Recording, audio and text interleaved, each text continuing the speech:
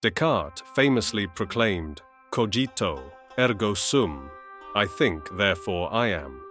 This declaration reflects a foundational belief that consciousness is inseparable from existence itself, yet the lines between the mind and the brain blur, challenging traditional notions and sparking a revolution in our understanding of self-awareness. Central to our inquiry is the philosophical tapestry that weaves the very fabric of consciousness. From the ancient musings of Plato and Aristotle to the modern inquiries of Descartes and beyond, philosophers have grappled with questions that transcend the physical world. Is consciousness a mere byproduct of neuronal firings, or does it possess an essence that eludes empirical grasp? The only way I know I exist is because I'm conscious. I wake up in the dark of a hotel room, I'm discombobulated because I'm jet lagged, I have no idea where I am, or even who I am, or in what country I am, yet I know I exist because I see something. When considering consciousness on a grand scale, some envision it as a cosmic force flowing through the universe, linking all living entities. Alternatively, others see it as a distinct spark exclusive to sentient being. Certain perspectives posit consciousness is a fundamental element of reality, comparable to space and time, while opposing views contend that it emerges from intricate physical processes. Eastern philosophies, such as Buddhism and Hinduism, introduce notions of universal consciousness, where the individual self dissolves into cosmic unity. Conversely, Western thought often grapples with individualism, emphasizing the unique, subjective experience of consciousness. In the dialogue between materialism and dualism, materialism contends that all phenomena, including consciousness. Our brains have been designed by evolution and then redesigned by cultural evolution to give us a user-friendly system of things in the world that we deal with. Can be understood through physical processes and matter. Conversely, dualism posits that consciousness is separate from the physical body, existing independently. Within this array of perspectives, the central question surfaces. Does consciousness derive from the complexities of matter, or does it precede and influence the very fabric of reality? Christoph Koch wants to come up with a satisfactory scientific theory of consciousness before he dies.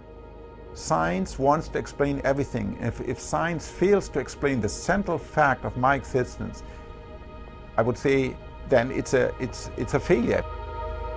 In order to gain a better understanding of how parts of the brain work, scientists often look at bits of it that are broken. There is a little part of the brain called the cerebellum, which is at the back of my brain.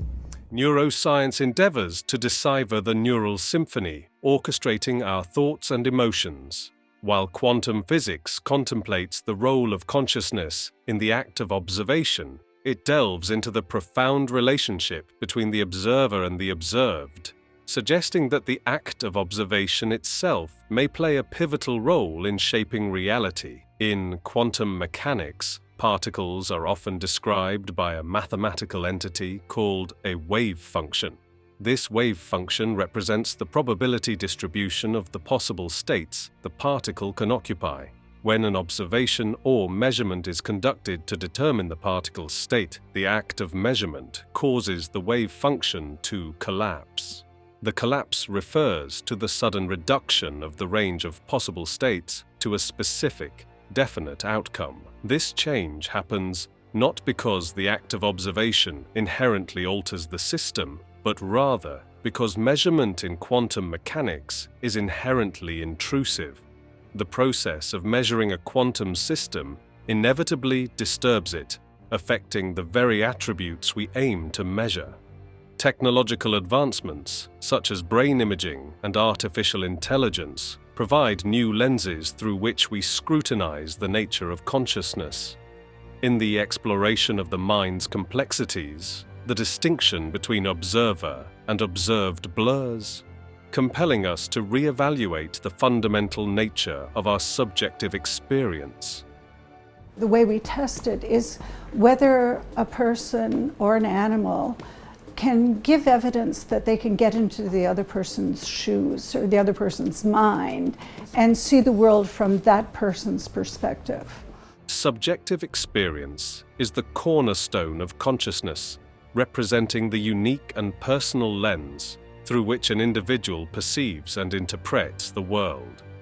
It is the internal realm of thoughts, feelings, sensations, and perceptions that form the rich tapestry of our conscious awareness. It is the reason why two people can witness the same event and yet describe it in vastly different ways. Their subjective experiences color and filter their interpretations. Subjective experience is not solely confined to the external environment. It also encompasses the intricate landscape of our inner thoughts and emotions. It is the joy felt in moments of triumph, the sorrow that accompanies loss, and the complex interplay of emotions that define the human experience. This subjective tapestry weaves together the narrative of our lives, giving depth and meaning to our existence. It's not a question about how we behave. It's a question about what it's like, about how it feels from the inside. And it looks like you can explain all those objective mechanisms and objective processes, and you still won't have answered the hard problem, which is why is it that all that functioning is accompanied by consciousness? Objective reality refers to the concept that there is a singular, external, and independent reality that exists regardless of individual perceptions, beliefs, or interpretations. It implies that certain aspects of the world exist objectively, independent of subjective experiences or perspectives. In an objectively real world, certain facts, events, and properties are considered to be true and consistent for all observers. Scientific principles often strive to describe and understand elements of objective reality by providing explanations and predictions that are universally applicable. However, the philosophical and scientific exploration of objective reality is nuanced.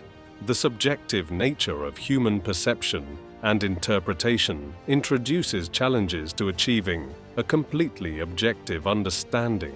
Collective consciousness encapsulates the shared beliefs, values, and awareness that bind individuals within a social or cultural group.